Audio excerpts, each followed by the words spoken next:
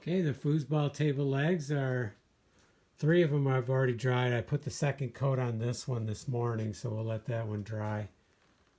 And they'll still harden more, but they're okay too. I'm going to transport them and then we'll be ready to move on to the next step on the foosball table. So look really good. It'll be have all the bolts drilled and ready to put in too. But next we have to figure out the part that we're hooking into. We have to do something there. We have to put another layer on there, so we'll be doing that. So this is a butcher block foosball table, but it's an Imperial or something like that. I'll look it up and get it correct on the